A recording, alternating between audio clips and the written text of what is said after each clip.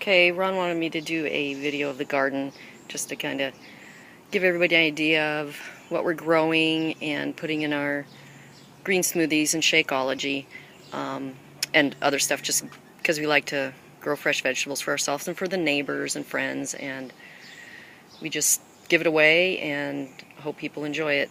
Here is the small garden that we did about 4 years ago. There's tomatoes over here. I've got some kale interspersed I'll kind of walk through, and this might be a little blurry because I've not done this before. Back there's black raspberries that never produce. They get big and stuff, so I just need to figure out what to do different with them. Over there's a smaller bed that I put things like, right now I've got escarole in there and some carrots and just some tender things since they get less sun. Just have tomatoes and eggplants and stuff in containers also, just experimenting with different things. This here is cucumbers and pole beans, and right now they're doing well. That's my greenhouse I got finally put up this spring. This here's a potato tower, and let me see, the potato tower over here is an experiment. I saw these on Pinterest. This one I layered and filled it up. It's got like 5 different layers of potatoes, and they're supposed to grow outside, which they are. And the other one, I'm just gonna fill it as it grows and see which one gets the most potatoes. But I've got a big old dinosaur kale in here that would go in a green smoothie, that I stuck in with my tomato, because last year it worked really well to have the kale in with the tomatoes, just because I think it confused those white butterflies and I had less damage. But I hear there's not very good companion plants. It worked well for me, so I guess just don't go with what people always say, just kind of experiment yourself. That's my grapevine, and back there we got blueberries this year too, so I'm hoping they do well. Little gutter garden with strawberries in it. And then, let's see, these are, this is asparagus fern. This isn't dill. This is what asparagus looks like after it's, after you let it go. And you do let it go after you can only pick so many weeks, depending on how old your asparagus is. And then you just let it go so it can get deeper roots each year and survive the winters. This is kale and some broccoli, and I've already picked a couple things of broccoli, and I have more broccoli coming on, and this is when it goes to flower. But the flowers are wonderful. They're really sweet, and they just have a really slight broccoli taste. This funky looking thing is nasturtium, and the whole thing is peppery tasting. It has everything on it's edible. The flowers and the leaves are really pretty in salads. These are just bush beans, and the kale is what we put in our green smoothies, and I've got collards, and here's lettuce. It's been a great year for lettuce. It's been fairly cool most of the time. A lot of this is starting to go to seed, so we just pick it off and keep using it and give it away. That is my kaffir lime leaf plant. It's on its 2nd year, which we just throw it in the garage under a light. In the wintertime it kind of goes dormant a little bit. There's my 5-year-old rosemary that we keep bringing in and out, and it's doing quite well. Garlic. These spiky things are garlic. I have another garlic bed. And let's see. I'll just go to the bigger garden. And that's just the back of the house. I have some containers with on the right-hand side with tomatoes in them, just experimenting with different things.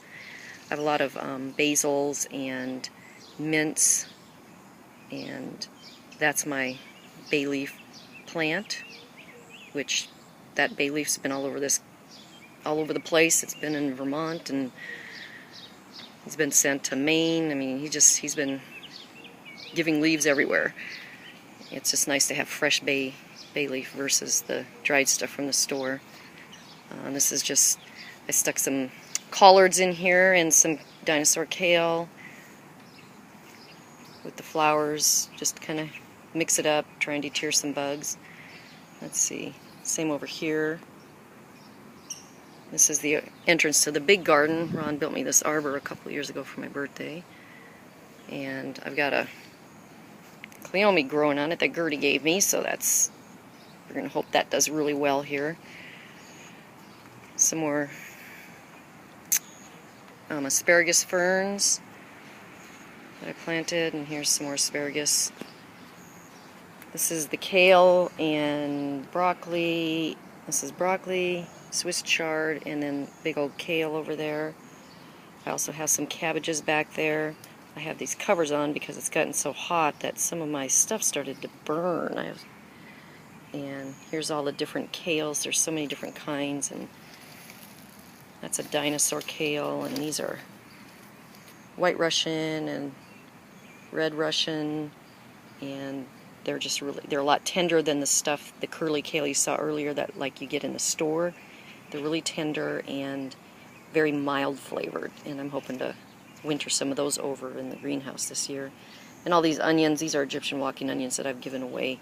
See how they've gone to seed? Each one of those little seed pods is each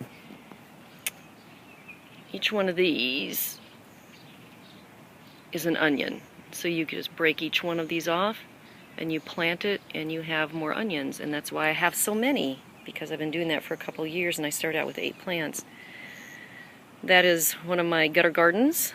And back there, you can't really see it, I've got 2 compost piles that all the greens, that we don't eat, or any stuff from the garden, peelings, anything, coffee grounds, everything goes in there. And I just got some really awesome compost this year from the year before. And I also have neighbors that contribute leaves and grass, and so that makes it nice.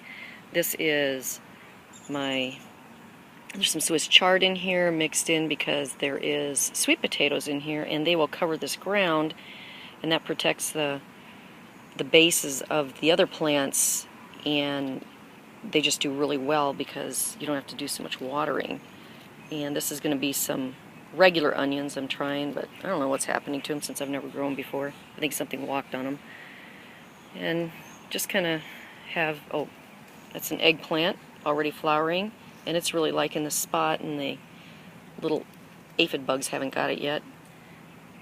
And these are some broccoli plants I got from Common Good Farms here out in Raymond that are doing awesome. And I also stick these leaves in the green smoothies because it's all edible. It's broccoli.